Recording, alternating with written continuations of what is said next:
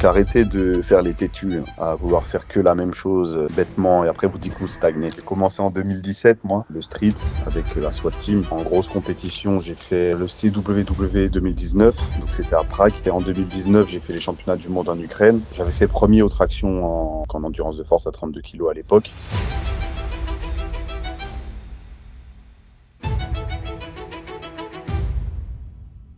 Tu sais très bien que quand tu es très lent sur ton tirage et que tu arrives à générer de la force jusqu'au passage du menton, maintenir la pause, c'est pas compliqué. Ouais. Alors que quand tu es très rapide, vas-y, va maintenir une pause. Après, tout est lié. Moi, je le dis, je le répète et je le redis aux gens à chaque fois.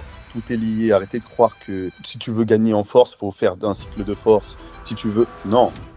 C'est clair. Gagner en force, c'est juste être un peu plus fort que la veille. Si quelque chose t'arrivais pas à faire hier, t'arrives à le faire aujourd'hui, t'es plus fort, frérot. C'est quoi j'aimerais bien que tu me fasses un petit prono pour toi, le top 3 dans ta KT là, au France. Alors, je pense que le top 3, c'est...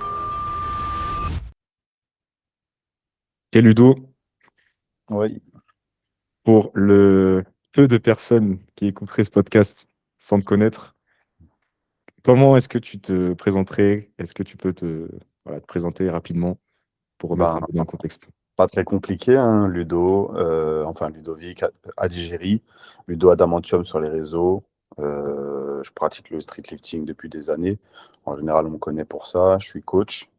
Euh, c'est mon activité principale. Après, je fais deux, trois petits trucs à côté, mais c'est ce qui me prend le plus de temps. Et puis, à côté de ça, on essaie de profiter de la vie. Ok, parfait. Rappelle-nous un peu ton palmarès, ton gros palmarès. Bon, je pense que tu vas pas avoir le temps de tout dire, mais Bah, si, il n'y mais a pas il y a pas tant que ça, mais tranquille. Mais il y a en beaucoup de gros, médailles quand même. j'ai commencé en 2017, moi, le street avec la SWAT Team. J'en faisais pas partie, mais c'est eux qui m'ont poussé à faire ma première compétition. Donc avec les All Bars à l'époque. Et puis après, entre-temps, en grosse compétition, j'ai fait le CWW 2019. Donc c'était à Prague, où on était parti à Prague pour se confronter à Mathusz Lat et d'autres grosses têtes du game à l'époque. Après, j'ai fait en 2019, j'ai fait les championnats du monde en Ukraine. Je me rappelle même plus, j'étais arrivé combien. Je crois que j'avais fait premier aux tractions en endurance, donc en endurance de force à 32 kg à l'époque. Et puis sur la force, je crois que j'étais arrivé deuxième. Donc à l'époque, il y avait sur cette compétition-là, en tout cas, il y avait que dips et traction. Et puis voilà, hein. Après le reste, c'est des petites compétitions. Il y a rien de. Et puis après, champion de France plusieurs fois, mais bon, ça, après, on compte pas. C'était plus des compétitions que je faisais pour le fun, moi. C'était à côté de la maison, on était en Île-de-France, donc c'était toujours une façon de se tester. C'était un petit peu des mock meets. Ouais, ok, je vois. Ouais, il y a une grosse période avec des petites compétitions comme ça. T'as souvent mis en story les petits memories et tout. On voit Ouais. pas mal de médailles, pas mal de compètes. Mais ouais, en Ukraine, t'avais fait combien de tractions à 32 kilos?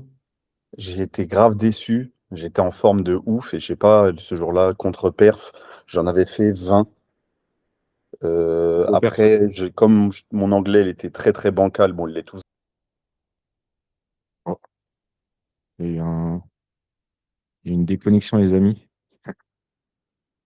Il a fui le podcast. Bon, il va revenir, je pense. Il va revenir. Bon, j'en profite parce que j'ai pas envie de faire du montage. Si vous êtes là, pensez à partager l'épisode, mettre un petit commentaire. Bon, peut-être que l'épisode va pas vous plaire, mais voilà, pensez à donner de la force si ça vous plaît. Coupé. Je sais pas pourquoi. Et comment on dit? Une censure là. Une On veut censure? pas on veut pas que tu parles. Bon, pourtant, il n'y avait rien de bien grave là. Ouais, du coup contre-perf, t'avais fait 20. Tu Ouais, disais j'avais que fait ton 20. anglais Ouais, était il pas était ouf. bancal mon anglais. Donc, du coup, j'avais pas compris s'il voulait que je fasse en dead stop ou en one shot. Donc, j'avais mis Ok. une sorte de petit dead stop très rapide au début. Puis après, quand j'ai vu qu'il s'en foutait, j'ai enchaîné. Mais contre perf. Et après, du coup, on avait fait ex aequo avec un Ukrainien. Et donc, on s'est Ouais. départagé le soir avec un max rep à 16 kilos. J'en avais fait Ouais. 28, lui en avait fait un petit peu moins. Et du coup, j'avais gagné.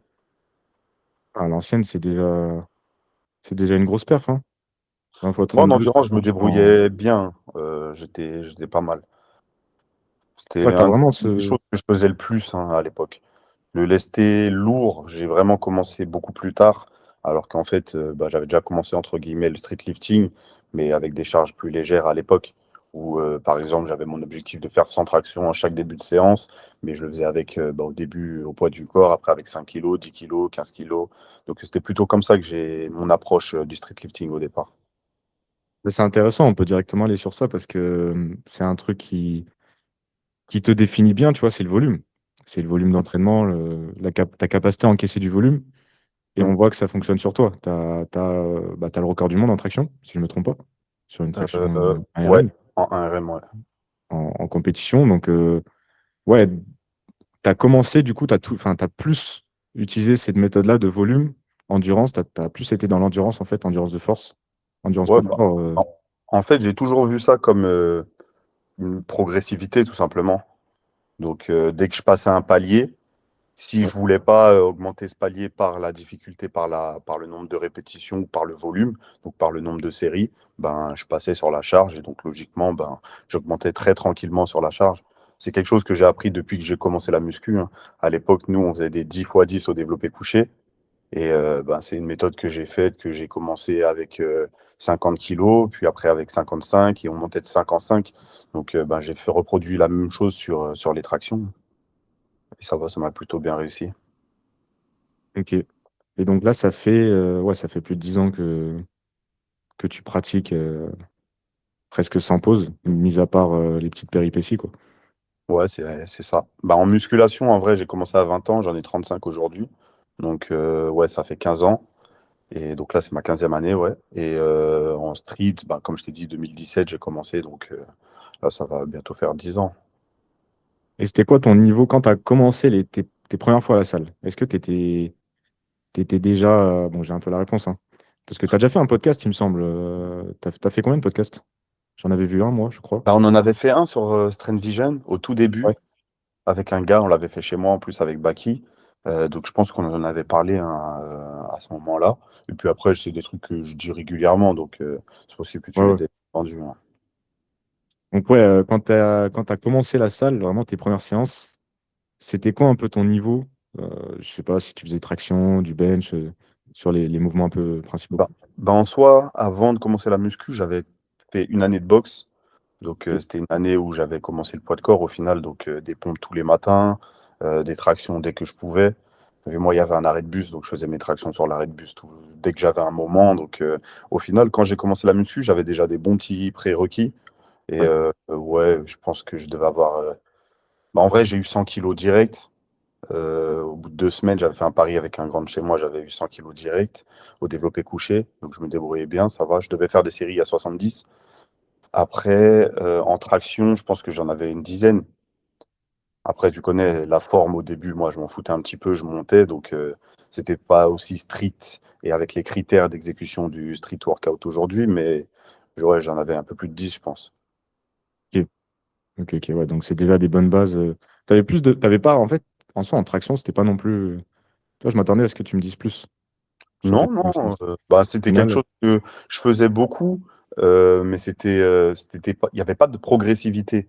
C'était vraiment, je m'accroche à la barre, je fais un max de traction, peut-être 30 minutes après, j'y pense, j'en refais. Donc, je ne m'étais jamais vraiment réellement entraîné régulièrement sur le. J'en faisais, mais c'était pas un entraînement, tu vois. Donc, ah ouais, j'ai pas eu forcément un niveau exceptionnel dès le début quand j'ai commencé, mais à la fin de ma première année, j'en avais presque 30, quoi. ok, ouais. Ouais, quand même, il y a une bonne évolution au début. Parce que Mm. 30, c'est un palier déjà, hein. Ouais. Mais 30, quand tu après, prends comme je t'ai les. dit, hein, à, pas 30 comme je fais actuellement, hein. 30 Ouais, ouais. à l'époque. Tu vois, à l'époque, quand on commençait la muscu, tout le monde disait ben, prends large pour le dos, machin. Donc, du coup, j'avais une prise très très large à l'époque. Et bah, forcément, la forme, elle se dégradait assez vite et je m'en foutais un peu. Le but, c'était de les faire, quoi. Ouais, je vois. Je vois, je vois. Et tu sais, l'autre fois, je suis allé voir Abdou là, pour récupérer des t-shirts de sa marque. Et Ok. il me parlait un peu de l'époque où il me disait que lui, ça lui faisait vraiment une grosse différence, tu vois, quand il s'entraînait avec, bah, je crois que tu étais là. Il y avait la salle où il y avait Baki, toi, la team FSP. Je sais pas si tu étais là forcément. Il y avait un peu cette période-là où ils s'entraînaient en groupe. Bah, nous, quand on Mm. s'entraînait ensemble à l'époque FSP et SWAT, c'était Ouais, soit à Aéroville, soit à Villepinte. Mais Villepinte, c'était un peu plus tard. Mais on allait souvent les voir à. Eux, c'était où? C'était à Port-Clichy, si je dis pas de bêtises. ouais, c'est la zone fantôme, enfin, c'est la salle Ouais, zone fantôme, là. ouais, c'était ça, Ok. c'était ça. Mm. Ok. Et ouais, tu vois, il me disait que quand même, il voyait une différence maintenant, le fait de s'entraîner plus souvent seul Mm. par rapport à cette époque-là. Il me disait, voilà, on testait nos max tous les samedis, mais on progressait parce qu'en fait, en fait, t'as hâte de la séance, enfin, Ouais, t'es bah oui, mais transcendé, quoi, tu vois. et la différence entre s'entraîner et avoir une émulsion autour de toi et s'entraîner seul avec bah, on va dire, ta seule motivation, ça n'a rien à voir. Tu as vu, Mm. moi, la chance que j'ai eue, c'est que quand j'ai commencé, j'ai quand même eu un certain entourage. Il y avait les grands de mon quartier qui nous ont quand même mis le pied à l'étrier. Ça veut dire que je faisais pas tout et n'importe quoi. J'avais aussi des bases où on me disait, hey, si tu lèves tes fesses au développé couché, tu triches. Tu vois, et c'est des trucs que j'ai gardés, qui ont fait au fur et à mesure que bah, j'ai créé ma façon de m'entraîner, entre guillemets. Mais effectivement, quand tu t'entraînes avec des gens qui sont déjà beaucoup plus forts que toi, ou alors même des gens qui sont tout aussi motivés que toi, bah, ton niveau il augmente beaucoup plus vite, ça n'a rien à voir. Même si des fois il y a des petits écarts de hors prog assez réguliers. C'était tous les week-ends, j'ai entendu. La Bah, tous source, les c'est. week-ends, non, parce qu'on s'entraînait pas ensemble tous les week-ends, mais eux-mêmes dans la zone, puisque ils parlaient pas forcément de moi, tu vois, je pense que Ouais, ouais, ouais. eux ils se rassemblaient tous les week-ends avec la team FSP, et effectivement, tu as vu, ça va vite, hein, tu fais une montée de gamme, tu te sens un peu bien, il y a tes potes à côté, tu sais comment ça finit. On connaît, on connaît. Ouais. Ok. Et maintenant, c'est quoi un peu ton actu, du coup? Parce que tu t'entraînes plus souvent seul. Bon, je pense que voilà, tu es accompagné aussi, mais Mm. c'est quoi un peu maintenant ta pratique? Est-ce que toi, tu vois une différence, du coup, par rapport à ce que dit Abdo? Est-ce que tu le rejoins sur ça? Ou Ah, aussi, tu aimes bien peut-être cette tranquillité? bah là, pour le coup, on a eu par exemple Baki qui est venu s'entraîner avec nous quelques semaines. Ouais. Et tu sens la différence, tu es content d'aller à la salle, il y a ton gars avec toi, vous vous boostez. Nous, en plus, on a toujours aimé se piquer. Donc, on se pique à regarde, regarde, on se fait des petits concours de qui monte le plus haut sur le muscle-up. Donc, c'est toujours intéressant d'être avec quelqu'un. Mais je trouve que la base, c'est quand même d'être capable de faire les choses par soi-même et après, justement, prendre les autres choses comme des plus. Et moi, ça a toujours été ça. Si j'ai pas de musique, j'ai pas de musique. Si j'ai Ouais. pas de. Bon, moi, je bois pas de café, mais si j'ai pas mon Monster, j'ai pas de Monster. Tu vois, il n'y a pas un truc qui va m'empêcher de faire une bonne séance. Mais par contre, il y a des choses qui peuvent me permettre de faire peut-être une un peu meilleure séance, tu vois. Je pars vraiment de ce principe-là. Donc oui, forcément, quand il y a du monde, c'est toujours plus intéressant. En plus, nous, on aime bien quand même être drivé, un peu comme ceux qui apprécient avoir leur coach à leur côté tu sais, pendant les compétitions. Donc, Mm. tu as vu, moi, il y a toujours un regard extérieur. Ah, là, t'es bien. Ah, là, moyen, vas-y, fâche-toi. Tu vois, donc ça permet toujours de s'évaluer, de s'auto-évaluer un peu plus et pour pouvoir ben, s'appliquer et mettre les efforts suffisants quand c'est nécessaire, Ouais, carrément. surtout Mais aujourd'hui. Quoi. c'est grave intéressant, le truc, bah, on l'a vu dans la vidéo, là, le petit défi de hauteur. Mm. Et je me suis dit, tu vois, c'est vrai que on n'y pense pas souvent quand on est en groupe, de pas forcément se défier sur la charge et d'aller faire des hors-prog idiots et d'aller faire Ouais. des défis à la con. Mais au final, là, la hauteur, votre petit défi avec Baki, c'est un truc qui vous sert dans votre séance, au final, Ouais, tu bien vois. sûr. C'est Bah, un c'est à truc perte de qui. potentiation. Les gens, ils oublient que la potentiation, c'est pas uniquement la charge. C'est pas je monte de 10, 5, 10, 15 kilos de plus que ma charge de travail. C'est aussi potentiation nerveuse où justement je vais mettre plus d'intention nécessaire que ce que j'ai besoin pour réaliser le mouvement. Donc sur une poussée, ça se représente par plus de vitesse sur ta poussée. Sur une traction, ça se représente par plus de vitesse sur ton tirage et par plus de hauteur possiblement. Donc on essaie toujours de se challenger sur les trucs comme ça. Moi, il n'y a pas de montée de gamme où je ne mets pas un maximum d'intention, Ouais, ouais, ouais, je vois. Attention de hauteur, du coup, surtout. de hauteur, de vitesse. Après, ça, c'est un choix. Ça dépend de ce que je veux faire, mais je peux très bien décider d'aller le plus vite possible jusqu'au passage de menton, Ouais. ou comme je peux décider d'aller le plus haut possible et le plus vite possible jusqu'au toucher de pec. Donc ça va dépendre de mon travail, si c'est un truc spécifique ou non. Et bon, la plupart du temps, je vais chercher les pecs parce que ben, forcément, je me dis que la charge va augmenter, donc je vais être de moins en moins haut. Et donc, l'objectif, justement, c'est d'arriver haut sur une charge lourde. Donc, du coup, je pars plutôt sur ça, mais ça m'arrive d'être juste en mode passe le montant le plus vite possible, surtout quand je suis fatigué.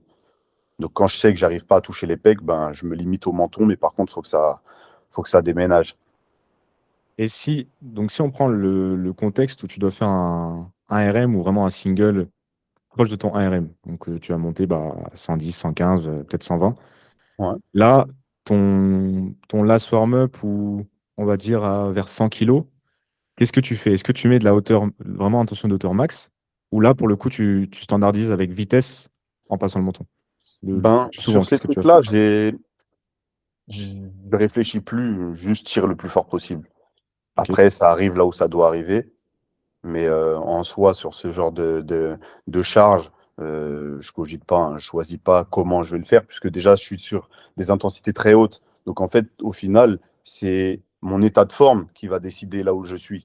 C'est pas forcément moi. Si je commence à me dire, ah, j'ai juste pile poil le menton à 100 kilos, bah, il y a des chances pour que je sois en dessous de la barre. Je sais pas si tu vois ce que je veux dire. Je peux pas Ouais, ouais, ouais. décider de mettre moins d'intensité sur d'autres charges, oui, bien sûr. Sur une 60 kilos, sur une 70, aller jusqu'à 60, aller 80, 90. Mais à 100 kilos, quand je commence vraiment à me rapprocher de mon 1 RM et que les intensités sont hautes, bah, c'est plus possible. Il faut juste tirer le plus fort possible. Donc, grosso modo, tu reproduis ce que tu vas faire à 120, enfin, Exactement, c'est ça. De sur toute ton façon, max, je quoi. tire toujours comme s'il y avait le plus lourd possible. Ok. Mais ça, c'est intéressant parce que c'est vraiment pertinent pour ton profil, je trouve. Parce que toi, tu as Mm. vraiment le profil où tu vas mettre 1 kilo de plus et tu vas arriver là, à la même vitesse, mais tu vas arriver là, quoi, au lieu Ouais, de c'est ça. passer là. Bah, moi, c'est juste la hauteur Et qui diminue au fur et à mesure. Mais ouais, si là, tout de suite, je me laisse à 130, je vais la tirer presque aussi vite que la. Enfin, ouais. on se comprend, mais je vais la décoller. Je vais dire, putain, il part vite. Mais je vais pas monter suffisamment haut pour valider la répétition. Ouais, non, mais carrément, ça, Après, c'est. j'ai des travails annexes pour justement essayer d'améliorer la fin de mon tirage, mon passage du menton. Mais pour le coup, ouais, quand je fais des montées de gamme ou alors même quand je monte sur des intensités hautes, l'objectif, c'est de toujours arracher le plus fort possible. Ok, tu vois, ces travaux que tu fais à côté, à quel point t'en mets justement et à quel point pour toi c'est important? Parce que tu vois, moi, j'ai un peu la logique de c'est bien de travailler ses points faibles. Ouais, Souvent, hein, le principe qu'on a, c'est voilà, loin de l'objectif, loin, ouais, bien tu sûr, vas, c'est tu les vas chercher à bases. travailler. Mm. Mais tu vois, moi, je suis un peu de la team. Renforce-toi sur là où tu es fort. Si tu es fort en posé, c'est que voilà, tu as un profil. Moi, tu vois, je suis un peu l'inverse de toi. Je vais plus poser mon RM sans le vouloir, hein, mais je peux, voilà, si j'arrive en Ouais, haut, je peux le poser. Et ouais, toi, à quel point, j'en du coup, parlais ça dans tu. la dernière vidéo avec Amir, etc. Ouais, bah, je voulais venir sur ça après, mais juste du coup, sur le côté travailler ton point faible, à quel Ouais. point, du coup, tu le travailles sur une année, sur un Ben, cycle en fait, je annuel. travaille quand je trouve que au niveau de mon point fort, je suis à jour. Et Ok, que justement, ce qui va plus me limiter dans la performance, ça va être mon point faible. Je sais pas si tu vois ce que je veux dire. C'est-à-dire qu'il y a des d'accord. moments où Ok. je sens que c'est parce que je suis plus suffisamment fort sur mon point fort. Et Donc là, je vais qu'est-ce qui mettre te un fait dire peu. ça, par exemple? Tu vas Ben moi, tester, tu comme tu as vas. dit, je suis quelqu'un de très explosif. Et quand je sens que au niveau de l'explosivité, je suis dedans, nerveusement, je suis bien, j'arrive à mettre de la puissance et que c'est juste un manque de hauteur, ben, je me dis, Ouais, bon, il faut que je commence à renforcer un peu tout ce qui va me permettre de passer le menton. ok. Et donc, c'est comme ça que je choisis plus ou moins ce que je vais mettre en place et à quelle dose je vais le mettre et quand je vais le mettre. Ok. Mais ça reste, j'imagine, dans tous les cas, minoritaire sur une Ouais, année, si on prend une année, quoi. bah oui, de toute façon, quoi qu'il arrive, comme tu as dit, moi, je pars vraiment du principe où ton point fort, limite, c'est ton profil. Mm. Tu vas pas essayer de changer ton profil, ça n'a pas de sens. Ouais. Mais par contre, à côté de ça, tu peux essayer de faire évoluer ton profil vers un autre pour avoir les avantages de d'autres profils. Et donc, Ouais, ouais. si en plus d'être un bon grinder, tu arrives à être un peu plus explosif au début, bah, tu sais ce que ça donne une rep Magnifique. fluide. Voilà, donc on est Magnifique. bon. Et C'est ça un se peu bosse du assez algebra. simplement en plus, donc pourquoi s'en priver, tu vois? Ouais, ouais, carrément. Ouais, c'est un peu, bah, de toute façon, c'est un peu la règle 80-20, hein. Au final, on y revient toujours, je trouve, mais c'est un Mm. peu. Moi, je trouve que le profil le plus polyvalent, c'est un peu un Shura. Il n'est pas hyper lent au départ, et pourtant, il est capable de poser son RM, tu vois. Il est lent, hein, si tu regardes, si tu compares à toi, on va dire il est lent. Mais tu vois, si je devais prendre un profil vraiment polyvalent, c'est un peu celui qui me vient en premier. Je sais pas quelle est ton habitude. Ben ouais, je suis assez d'accord. De toute façon, après, c'est vraiment pour moi, hein, les profils, quand tu vois vraiment le vrai profil de quelqu'un quand tu arrives sur des hautes intensités. Ouais, c'est ça. Ouais, Donc avant ça, ça veut rien dire. Tu vois, ouais. en fait, on peut tous être puissants, mais il va falloir mettre la bonne intensité. Et c'est là que tu vois que les gens ils font des erreurs, c'est qu'ils veulent travailler leur puissance, mais ils sont souvent trop lourds. Donc forcément, difficile de le développer Mm. quand la qualité elle n'est pas présente. Mais pour le coup, Ashura, c'est vrai que bah, dès que tu vois que ça devient très lourd, bah, il est plus linéaire sur son tirage, mais il a une force pour finir, c'est incroyable, tu vois. Ouais. Mais après, ça reste, on peut pas vraiment le prendre comme exemple, parce que ça reste l'élite, tu vois. Mais je suis plutôt d'accord, ouais. Et justement, bah, en gros, ce que tu dis dans ta vidéo sur le posé, euh, moi je suis clairement d'accord. En plus, j'allais faire une vidéo dessus. Le côté où, donc, pour rappeler ce que tu disais, c'était que la plupart des gens vont chercher à poser pour montrer que c'est facile et à poser une rep pour être sûr, tu vois, pour valider voilà, sur une compète, ça arrive souvent. Mm. Et alors que leur profil ne va pas avec cette intention. Et que quand tu poses, bah, tu perds un peu en vitesse sur la fin de la traction, même à la moitié pour moi, parce que tu te dis, je vais poser, donc forcément tu ralentis. Tu peux pas aller vite alors que tu te dis, je Ouais, vais bah, poser. moi, c'est clairement mon cas. Mais moi, j'ai le profil où, justement, je suis pas fort au niveau de la pose. Ouais, Alors qu'il y a beaucoup d'athlètes qui, malheureusement, pour moi, en mon sens, hein, vont justement poser parce que c'est l'endroit où ils sont le plus forts. Pour le coup, c'est le profil que tu as décrit pour toi.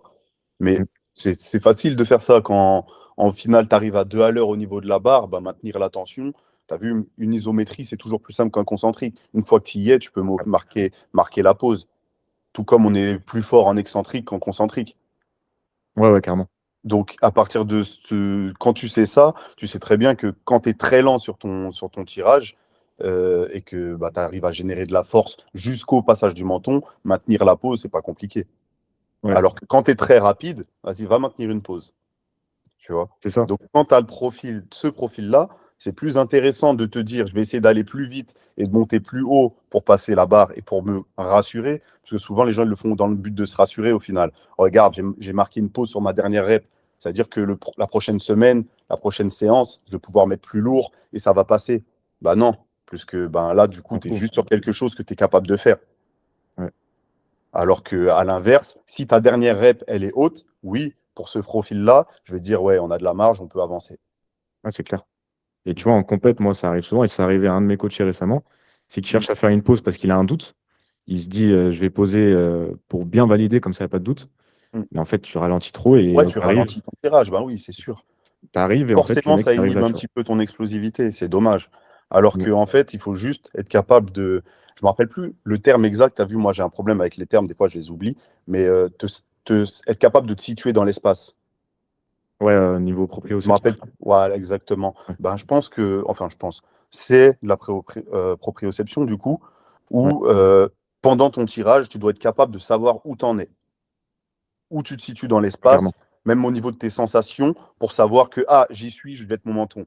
Et tu as vu, moi, je l'ai tellement fait que c'est mécanique. Je ne réfléchis pas. Quand je peux plus tirer, je passe mon menton, ça passe pas, ça passe pas. Mais en tout cas, je vais pas être dans l'hésitation, marquer un arrêt, c'est de repasser, redescendre, remonter. Non, jamais. Et du coup, bah forcément, si tu prends ce réflexe-là à l'entraînement, tu risques en tout cas de le refaire en compétition. Et malheureusement, en compétition, quand tu fais ça, la plupart du temps, bah, il te strike, même si tu étais passé dès la première fois, tu vois, c'est dommage. Mm. Maintenant, je crois que c'est bon. En tout cas, FNSL, il me semble que maintenant, ça, c'est bon. Si tu passes, si vraiment tu es passé la première fois, Ouais, je crois que c'est bon. Mais ça met toujours le doute et même c'est moche, quoi. ouais. Et puis, C'est- ben après, tu dis ça, c'est mais risqué. après, tu connais, c'est par rapport à chaque arbitre, puisque Ouais, la dernière compétition que j'ai vue en Île-de-France, il y avait un Renoir qui tirait super fort, il était super bouillant. D'ailleurs, apparemment, il faisait j'ai oublié son nom, sinon j'aurais dit son Épiphanie, prénom. non? Ouais, exactement. Ouais, ouais, Mais t'as vu, quand je vois son deuxième tirage, je le regarde, je dis, mais putain, pourquoi tu nous marques une pause à la con, on s'en tape. Du coup, il ouais. redescend, il remonte, on sait pas, et ils l'ont invalidé, tu vois, et c'est dommage. Ok. Alors qu'en vrai, il avait clairement 90 dans les bras, et c'est bête de pas pouvoir. T'as vu, pour moi, j'ai toujours vu la compétition comme le moment de montrer le travail que tu as fait, le moment de kiffer aussi les résultats. Et donc, quand tu sais que tu es capable de faire beaucoup mieux et que sur le deuxième essai, tu fais de la merde, tu peux rien faire sur le troisième, c'est dommage, tu vois. Ah, c'est horrible. Mm. C'est horrible. Ouais, le Mais ouais, ouais, pire il était. sentiment que je crois que j'ai dans la vie, c'est la frustration. Je déteste ça. Ah Donc, ouais, frère, à c'est. 100%, et puis après, advienne que pourra. Mais il était trop fort, il était trop fort, Epiphany. Mais à chaque Bon, fois, il faisait ses. Tu sais, t'as vu, il faisait à chaque fois premier essai. ouais, il a Je fait de la crois qu'il merde n'est sur pas tous les premiers concentré. essais. J'ai pas vu les muscle-up, j'ai vu traction, J'ai pas vu non dips plus. et squat. Et franchement, il a fait de la D sur tous les premiers essais. Ouais, je pense manque de concentration, peut-être du stress, hein, c'est normal. Je sais pas Non, si je c'est pense pour trop tout le monde, tu vois. d'excitation, je pense. Parce que pour le coup, tu as vu quand tu sais que tu as un gros potentiel, parce que ça joue dans les deux sens, hein, attention. Lui, il sait qu'il a un gros potentiel, il sait qu'il est fort, et quand il arrive, il est surexcité, et du coup, il part dans tous les sens, tu vois. Moi, ce qui m'a choqué, c'est premier dips, il s'écrase, il perd dur. Mais Il gros, dit, j'ai cru qu'il allait se chiant. blesser, moi. Ouais, Je ouais, m'attendais ouais. grave pas à voir ça, je te jure. Et quand j'ai vu qu'il est remonté malgré ça, j'ai dit putain, il a de la Ouais, force. frère. Et deuxième, parce qu'il prend nos reps, je crois, il redescend. Un truc comme ça. Ouais, Donc, de toute façon, c'était tellement il a la même charge. moche techniquement que c'est dur de valider une rep comme ça, tu vois. Ouais. Et deuxième, il fait la même charge, du coup. Et ça vole. Mais vraiment, ça Paul, vole, quoi. ah ouais. Mais t'as vu, c'est pareil, c'est Un le truc même de ouf. truc. Ça dégoûte. Parce qu'au final, ben, tu peux pas gérer ton match comme tu aurais voulu. Ça descend énormément ton total. Tu peux pas faire kiffer sur le troisième essai. C'est chiant, tu vois. Ouais. Et pour revenir au posé, enfin, ça n'a pas de rapport, mais c'est une question que je voulais te poser. Mhm. Qu'est-ce que tu mets en. Bah, d'ailleurs, d'où l'importance du volume, hein, par rapport à ce que tu disais sur le proprio. Ça, c'est qu'en accumulant des reps Ouais. que Après, tout que est tu mets lié, un hein. peu. Moi, je le dis, je le répète et je le redis aux gens à chaque fois. Tout est lié. Arrêtez de croire que si tu veux gagner en force, il faut faire un cycle de force. Si tu veux. Non. Ah, c'est clair. Gagner en force, c'est juste être un peu plus fort que la veille. Si Ouais, quelque chose t'arrivait pas à faire hier, tu arrives à le faire aujourd'hui, tu es plus fort, frérot. Et forcément, le fait d'être plus fort sur ça va te permettre d'être plus fort sur une autre chose, puis sur une autre chose, puis sur une autre chose. Et puis au fur et à mesure, tu te rapproches progressivement de ton objectif. Donc arrêtez de faire les têtus, hein, à vouloir faire que la même chose bêtement, et après vous dites que vous stagnez. vraiment. Carrément, carrément. Et qu'est-ce que toi, tu vas mettre en place, que ce soit pour toi ou pour tes élèves, pour tes coachés, Mhm. qui sort un peu du commun. Alors, parce que la question est compliquée. Pour donner un exemple, moi, en SL, ça peut m'arriver de mettre des sets sur barre, même court, tu vois. À Des sets lesté. sur barre lesté ou poids de corps. Tu vois, Ok. MU, traction, tu refais un MU, tu vois, vraiment pour le côté coordination, Ouais, aisance. bah ouais, Et c- t'as dit le mot, hein. La base, c'est d'avoir de l'aisance. ouais, Si le mouvement, tu ne le maîtrises pas, avoir une progression dessus, ça va être très difficile. Et moi, j'ai des cas comme ça à la salle. Et je leur dis à chaque fois, arrête de faire de la force, arrête de faire de la force, gagne en aisance. Et le jour où tu vas gagner en aisance et que tout sera fluide, que ça soit ton excentrique, euh, le maintien de tension en bas du mouvement, etc. Et après, tu vas exploser. C'est logique. Là, en faisant tout et n'importe quoi, tu arrives à faire des choses bien, tu vois. Mais après, tu as vu, c'est toujours le même principe. Les gens cherchent à être dans quelque chose qui leur plaît, quoi qu'il arrive. Et souvent, créer les fondations, c'est le truc le moins amusant. Mais c'est c'est clair. aussi le plus important, tu vois. C'est clair. Mm. C'est ce qui est loin de ce que tu veux faire à la finalité, le soulever lourd. Mais au Ouais. final, c'est ce Ouais, qui crée les bases, quoi. c'est obligatoire, tout est lié, quoi qu'il arrive. Et puis la logique, c'est, je le répète, mais comme ça, au moins ils l'entendront, ils le réentendront. Moi, j'aime bien, tu as vu en coaching, je fais que de répéter la même chose. Ils Ouais, doivent me c'est prendre ça, pour hein. un fou, mais au final, c'est le but. Après, j'essaie de le dire de différentes façons pour que peut-être un jour, il y ait le mot qui fait qu'il tilt et puis il passe à l'étape supérieure, tu vois. Ouais. Mais quand tu échoues sur un 10 RM, ça donne quoi? Du coup, je te pose la question. T'échoues sur un 10 RM, Ouais. Quand tu échoues sur un 10 RM, ça donne quoi? c'est-à-dire, genre, t'échoues à la dernière rep, tu veux Genre, dire? tu dois faire 10 reps à une charge. Ouais. Et t'échoues. Logiquement, ça donne quoi? Ouais, tu m'as du père, là. Excuse-moi. Bah, je vais te donner la réponse, comme ça tu vas Vas-y, capter. vas-y, tu m'as Bah, du tu vas père. faire 9 ou 8 reps. Ah, ok, ok. Il y a une progressivité dans ton travail, forcément, Ouais. tu vas pas passer de 10 à 5. Ouais. Donc, une fois que tu arrives à 8 reps, bah, tu vas te dire, bon, maintenant, je suis plus capable de faire 10 répétitions avec l'intensité que j'ai choisie. Et donc, je vais juste continuer à avancer avec une intensité plus haute, mais moins de répétitions, moins de volume. Ouais, Et puis après, au fur et à mesure, tu arrives sur la force. Donc, on va passer de ouais, 10 carrément. à 8, à 6, à 4, à 2, à 1, bref. Et puis après, c'est juste des cycles. Et le Ton, problème des ton gens, c'est qu'ils palier. intensifient soit trop vite, soit ils veulent absolument faire des cycles de force. Mais c'est dommage. Ouais, en fait, ton palier, si ton 10 RM monte, tu sais, le spectre monte. Tu vois. Exactement, bah, c'est ça, c'est le bon C'est ça le terme. truc. Effectivement. Ouais. Ton, Ça va te ton permettre de 8 RM, il travailler est sur une haut. intensité plus haute euh, que ce que tu aurais pu faire avant sur un autre spectre, etc. Et puis après, tu fais que de level up, hein, logiquement. Ouais. Puis ça Bon, bien t'évite de sûr, il y a une stagner. limite. Ouais, c'est ça. Bien sûr, il y a la limite de. Moi c'est mon cas, tu vois. Si tu regardes mon 20 RM, il n'est Mm. pas en corrélation avec mon 1 RM. Et même mon 20 RM à poids de corps, c'est le même. Enfin, mon max poids de corps, c'est le même qu'à 5 kilos, par exemple, tu vois. Parce que je Ouais. travaille pas souvent la qualité physique vraiment d'endurance musculaire, tu vois. Mais Ouais, mais après, est-ce que ça t'est utile? non, c'est Ça ça. peut l'être, mais plus tu t'éloignes, plus ça va prendre du temps. Donc après, c'est Mm. une question de choix. Moi, tu as vu, ça fait 10 ans que je suis dedans. Donc pendant ces 10 ans, j'ai eu le temps d'arriver. Mais pour quelqu'un comme toi qui cherche la performance et qui est déjà à des niveaux compétitifs, ça n'a aucun intérêt d'aller travailler ton 20 RM. Tu veux bosser ton 1 RM. Ça a un intérêt, bah, encore une fois, Ça comme peut on être disait, utile. dans Attention. l'année. Comme pour tout, oui, comme pour tout, Ouais, ça peut être utile.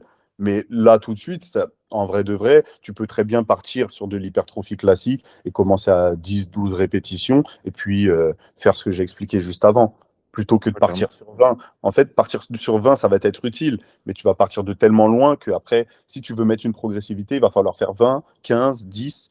Tu as déjà fait 2 cycles avant même d'être arrivé à là où tu aurais pu commencer, tu vois. Ouais, ouais, de fou. C'est quoi un peu, toi, tes formats préférés? Mm. Même, enfin, quand je dis format, c'est même dans la manière de surcharger et tout. On va dire un peu là où tu reviens le plus souvent, que ce soit avec toi ou tes coachs, encore une fois, tu vois. Un truc un peu, t'aimes bien quand même faire, que tu trouves vraiment assez efficace.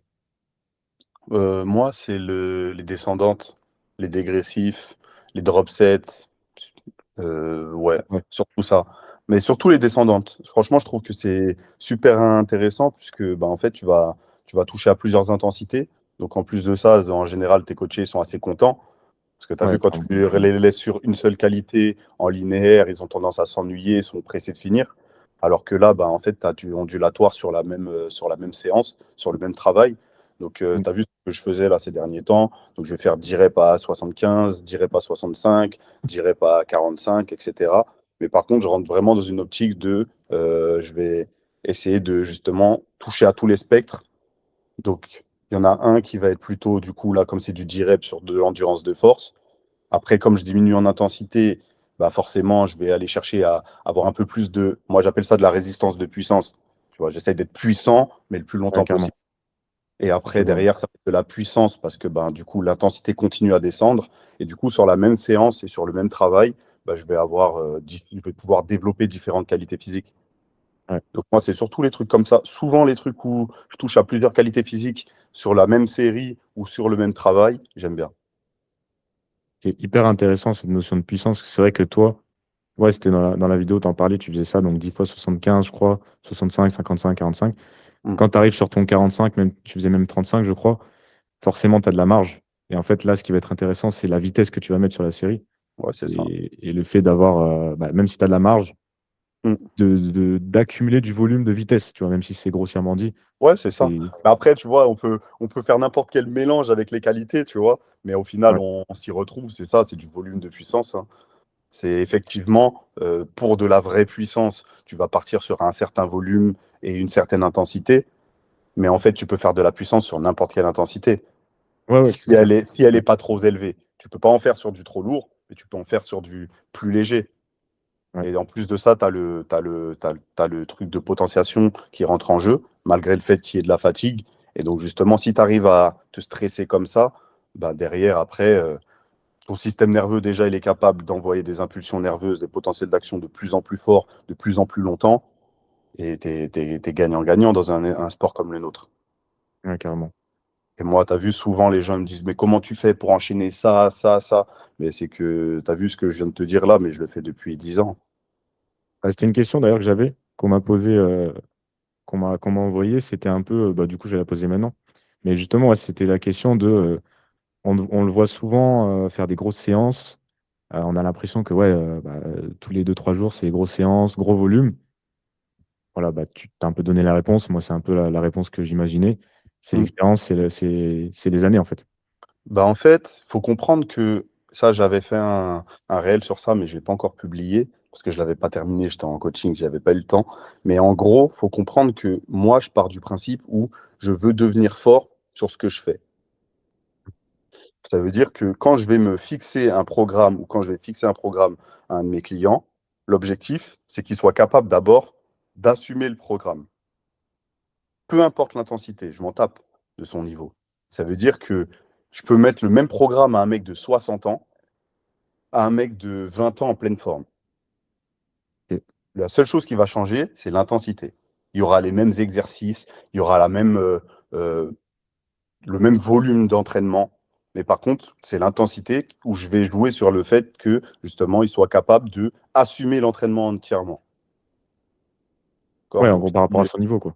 Ouais. Donc, en vrai, c'est juste de la création de capacité, hein. Et ensuite, derrière, il va devoir progresser sur ce que je lui ai mis. Une fois qu'il est capable de l'assumer, il va devoir progresser dessus. Et donc là, on part sur une progressivité. Et à partir de ce moment-là, ben, je vais créer le verre, on va dire, et il est en train de le remplir au fur et à mesure. Et en fait, moi, c'est ça que j'ai fait. C'est qu'à l'époque, euh, là, les gens, bon, après, c'est rare que. Là, il n'y a plus trop mes anciens entraînements. Mais mes anciens entraînements, ils étaient allez, 2 fois plus difficiles que ceux que je fais aujourd'hui. Là, aujourd'hui, je suis devenu beaucoup plus tempéré, j'ai plus de connaissances. Donc, forcément, je fais moins. J'essaie d'être plus qualitatif, même si tu connais, je fais quand même beaucoup, hein, vous le voyez. Mais ça m'a vraiment permis de me créer un gros verre. Et du coup, bah, en fait, comme j'ai progressé sur cette façon de m'entraîner, bah, maintenant, en fait, j'ai une capacité d'entraînement qui est très, très élevée. Et ça me permet de pouvoir jouer avec des entraînements très intenses assez fréquemment, etc. Quand c'est utile. Après, quand c'est pas utile, je le fais pas forcément. Et puis après, l'avantage, c'est que je suis arrivé à un stade où, sur pas mal de mouvements, le niveau que j'ai, donc le niveau de force que j'ai, me permet de avoir beaucoup de fréquences parce que quand je travaille sur des basses intensités, bah, en fait, ça me fait rien. Ouais, ouais. En fait, Et c'est ce donc, que ça me j'allais dire. permet C'est que ça... d'accumuler beaucoup de volume de travail, en fait. Ouais. T'as une meilleure récupération, en fait, maintenant, du coup. Déjà, une meilleure récupération, et puis surtout que ben, dès que tu as des intensités, même si ça peut paraître, c'est surtout ça, c'est le visuel des autres, ça peut paraître difficile pour certains. Ils se disent, ah putain, il fait des tractions à 60 kilos tous les jours. Mais 60 kilos, moi, c'est léger. Si je veux Mhm. tirer, si je veux m'amuser à faire 50 reps à 60 kilos tous les jours, je fais 50 reps à 60 kilos tous les jours, sous plusieurs formats, ça ne me dérange pas. Ce ne sera pas constructif, Ouais. ça n'a aucun intérêt de faire ça, mais je peux le faire. De toute façon, c'est simple, c'est 60 kilos, c'est quoi? Si on fait ton poids de corps plus 120, tu fais quoi? Tu fais 90 kilos? 92 kilos? Ouais, 90, ouais. Donc 60 kilos, du coup, on est à quoi? On est à bah, aux alentours des 60%, un truc comme ça. Ouais, c'est balourd. 60, 65. Mm. Si on prend 60% de. Enfin, moi, mon niveau, 60%, c'est 20 kilos peut-être, tu vois, 15 kilos. Donc, Ouais, donc tu es je me capable de dis, ah faire ouais, des tractions à 20 kilos tous les jours. tous les jours. Bah, Alors, ça va voilà. me fatiguer, mais Oui, tu fais à 60 on est kilos, d'accord sur le fait que, c'est attention, normal. quand je le fais, je sais pourquoi je le fais. Et c'est pour ça qu'il faut toujours mettre un contexte sur ce que les gens font. Mais par Ouais, contre, à côté de ça, il n'y a rien d'extraordinaire. ouais. Du coup, moi, je comprends que certains, ça peut les choquer, le volume que je peux avoir, ou alors l'intensité sur certains entraînements. Mais en vrai, pour moi, c'est juste banal, tu vois. Après, je pense, comme tu dis, c'était aussi à l'ancienne plutôt, je pense. Là, moi, c'est aussi à l'ancienne que j'ai cette perception-là, tu vois. Comme tu l'as dit, tu as évolué sur ça. Mm. Et de toute façon, bah, tu avais eu hein, des pépins et tout. En général, ça, ça ment pas, quoi. Enfin, ça, Ouais. Bon, après, tu apprends au fur et à mesure. c'est ça. C'est ça, c'est Mm. ça. Et depuis, parce que là, tu es coach depuis combien de temps? Enfin, officiellement, Officiellement, bon après moi en vrai de vrai j'ai commencé officiellement en direct, hein. J'ai jamais coaché avant de passer le diplôme. ouais. T'as vu nous à l'époque on en parlait souvent avec Baki mais il y avait le truc syndrome de l'imposteur un petit peu. C'est-à-dire que je ne me permettais pas d'aller demander des sous à quelqu'un pour un coaching. Je voyais qu'il y Ouais, avait beaucoup de gens qui voulaient s'entraîner avec moi. Je voyais que les gens qui s'entraînaient avec moi progressaient, mais je ne me ok. voyais pas être comme ça, juste dire, vas-y, ben, payez-moi maintenant, je suis coach, tu vois. Donc, Mm. j'ai fait la formation après le Covid. Et Ok. puis, ouais, non, même pas pendant le Covid, je dis des bêtises, pendant le Covid, j'ai passé mon BP, et puis après, j'ai commencé tranquillement, Ah, parce que j'avais pas l'info, mais je demande ça parce que c'était une autre question. hein. Mhm. C'était. Attends, je retrouve. Ouais, parce que dans la question, la personne disait, est-ce que son récent diplôme de coach a changé ta façon de programmer pour lui, pour les autres? Et si c'était surtout pour gagner de la crédibilité ou aussi un apport. Non, non, non, ça m'a quand même servi parce que tu as vu, moi, j'ai toujours été un peu bête et méchant. Après, comme je Ouais, t'ai dit, j'ai vite compris la progressivité. Donc, à partir de ce moment-là, je pense que dès que tu comprends comment mettre en place une progressivité sur différents cycles, dans tes séances, bah, tout de suite, tu peux créer des programmes. Et donc, derrière, c'est pas. Moi, j'ai toujours vu l'entraînement comme quelque chose d'assez naturel et simple, hein. J'ai jamais fait de compliqué. T'as vu, je pense que je pars pas sur des trucs. Euh, Exotique, on va dire. Je fais tout le temps les mêmes choses. Et puis juste, j'essaye de les faire en mieux à chaque fois, tu vois. Donc, ouais, non, pas à ce point-là. Mais par contre, ça m'a appris beaucoup de choses. Comme je t'ai dit, j'étais un peu bourrin. Donc, tout ce qui est anatomie, physiologie, ça m'a permis de comprendre un petit peu mieux le corps et de comprendre pourquoi ce que je faisais marchait ou ne marchait pas et comment le faire mieux. Donc, oui, bien sûr, ça m'a servi, hein. J'ai bien kiffé, j'ai appris plein de choses.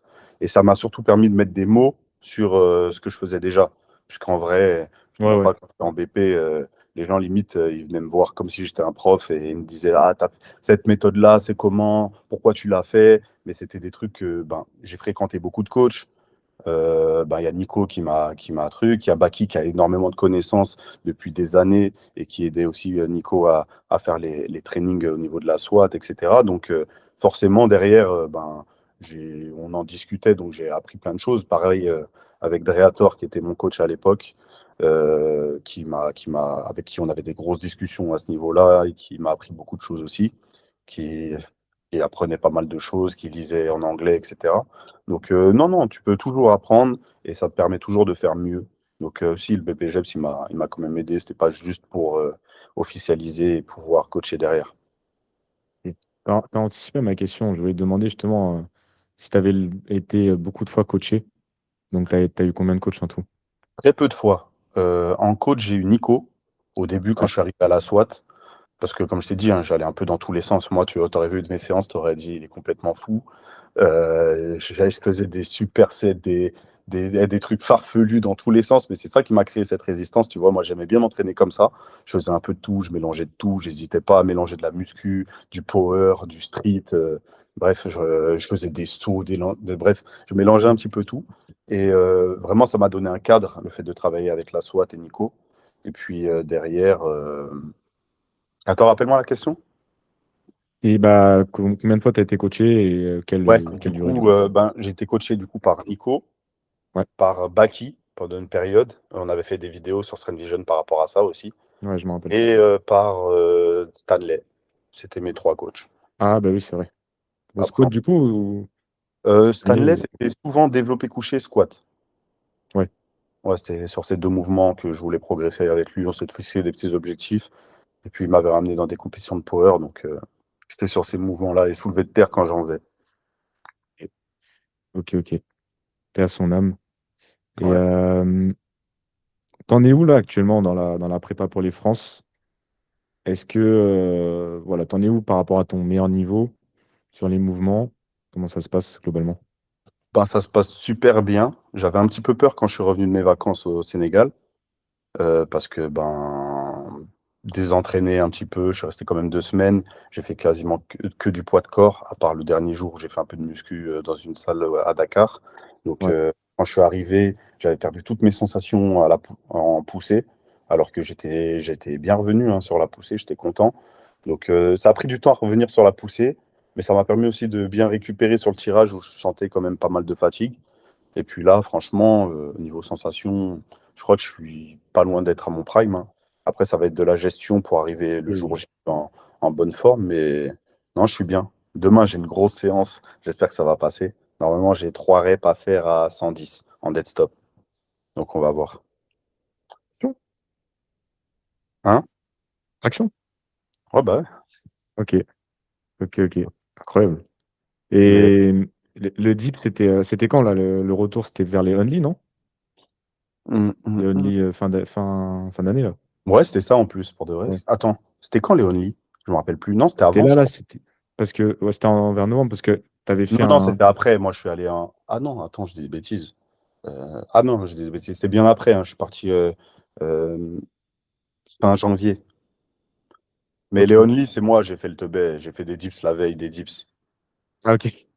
Parce Du que coup, l'année d'avant, Only aussi, ou une compète, t'avais sorti une 160 posée parce que tu avais peur, enfin, tu voulais montrer l'amplitude et tout. 160 posée non, c'est pas par rapport avec à de la l'amplitude marge. que je pose, hein. Non, je Pour sais le plus, coup. mais c'était pourquoi déjà? Bah, en fait, moi, c'est mon problème, c'est souvent, alors, comment on va expliquer ça? C'est surtout la perte de tension en bas du mouvement. Ok. Donc, ça me permet, et mon placement aussi. Donc, ça me permet la petite pause, même si elle est très courte, ça me permet de genre refixer tout mon corps pour pouvoir générer de la force dans la bonne trajectoire. Donc, c'est surtout pour ça que je marquais une pause, hein. Quand je me sens pas bien techniquement, je préfère marquer une pause pour avoir plus de chances d'être au bon endroit et pour pouvoir pousser réellement. Et ça, tu le fais encore? Je le fais quand je me sens pas bien. Ok. Donc, Ok. normalement, je le fais pas. Mais dès que je sens que je suis un peu bancal, que j'ai du mal à garder ma trajectoire, ben, je le fais pour me rassurer. C'est un peu comme la pause aux tractions de pas mal de monde pour moi. Ça me permet de me rassurer un petit peu, on va dire. Ouais, je vois. Ouais, parce que ça m'avait choqué, Léonie. Je me suis dit, mais un an avant, il nous sort 160 pauses. Et il y avait même de la marge, parce que j'étais là au. Non, non, au non, Big là, t'abuses. La Ouais, 155 d'avant, elle passait bien, je suis d'accord. Mais la Ouais. 160, j'étais un peu 10. Ouais, c'est peut-être la 155 alors que je confonds. Ouais, c'est la 155 qui passait bien, ouais. Et la Ouais, c'était bien. 160, en plus, c'est pas, il n'y avait pas vraiment de pause. C'était quand même. Il y avait un petit arrêt vite Il y avait un fait, petit mais truc. ouais, j'appelle pas ça une pause. J'appelle Et, et là, du, un arrêt, on va dire.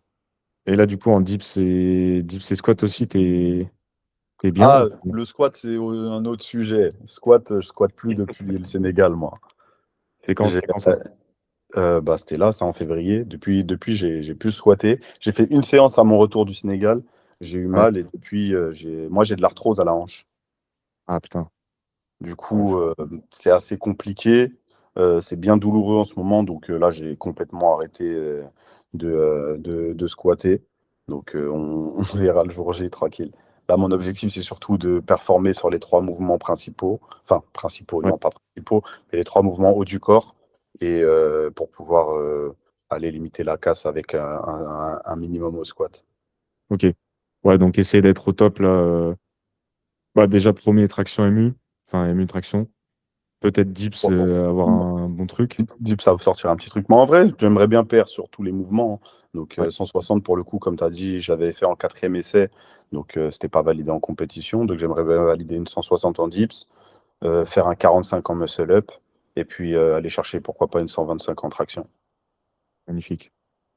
Voilà. Et c'est quoi, j'aimerais bien que tu me fasses un petit prono honnête sur Oh, t'es toujours honnête.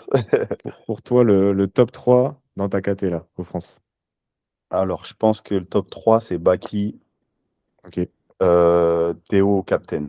Théo, Captain, je sais pas comment les classer, mais pour moi, Baki, je pense qu'il s'il n'y a pas de pépin, il devrait gagner, bon, pas haut la main, mais ça va être un peu serré, mais je pense qu'il devrait gagner quand même avec le niveau qu'il a retrouvé. Et puis derrière, je pense que Captain et Théo, ils vont faire la bagarre, hein. De toute façon, ça va être une belle compétition, ça va être intéressant.